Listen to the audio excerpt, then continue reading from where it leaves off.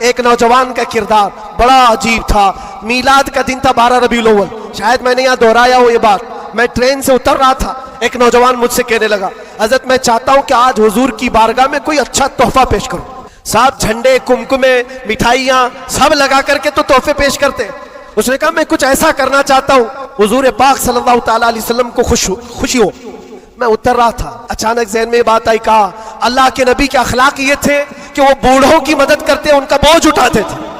مکہ میں حضور مشہور تھے اس بات پر.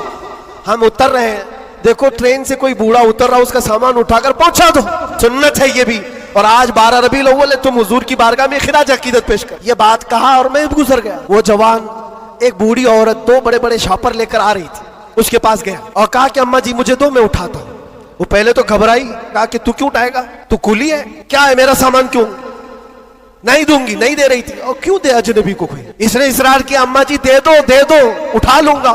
کہا اتنا کیوں کہہ رہا ہے بیٹا, تو سامان لے کے بھاگنا ہے, کیا کرنا ہے. اس نے صاف صاف سمجھا دیا, اماں جی بات یہ ہے آج 12 ربیع الاول کی تاریخ ہے, ہمارے پروفیٹ محمد صلی اللہ علیہ وسلم کا جنم دن ہے, اور ان کی عادت تھی کہ وہ بوڑھے لوگوں کا بوجھ اپنے ہاتھ اٹھاتے تھے. میں چاہتا ہوں کہ ان کا عمل دہراؤں, ان کے اخلاق پر عمل کروں, اور میں ان کی روح کو خوش کروں.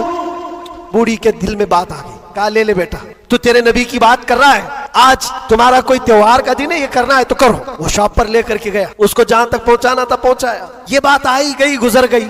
ہم بھی تو سوچتے ہیں کہ چھوٹی سی بات ہے. 6 مہینے گزر گنے کے بعد, 6-7 مہینے کے بعد اس نوجوان نے مجھ سے کہا کہ حضرت وہ بوڑھی عورت جس کا میں سامان اٹھایا تھا, وہ ابھی رابطے میں, کانٹیکٹ میں ہے. ابھی آئی اور کہہ رہی ہے کہ بیٹا 6 مہینے گزر گئے, اب تک میں تیرے نبی کا بایو ڈاٹا ہی پڑھ رہی ہوں, اب تک میں ان کے اخلاق ہی پڑھ رہی ہوں. کہا کیوں. کہا تیرے اس عمل نے مجھے اتنا متاثر کیا کہ اس زمانے کا کوئی جوان, ارے میرے بیٹے میرے پوتے نہیں آئے مجھے لینے, کسی اور کا بیٹا میرا سامان اٹھا رہا ہے, اس کے اندر اتنا اثر کہاں سے آیا. اور جب تو نے بتایا یہ تیرے نبی کے عمل ہے, میں نے سوچا کہ اس نبی کو کیوں نہ پڑھوں. پڑھتے پڑھتے میں اس مقام پر پہنچ گئی. بتاؤ تیرا نبی کہاں ہے, میں بھی جاؤں غلامی میں شامل ہو جاؤں.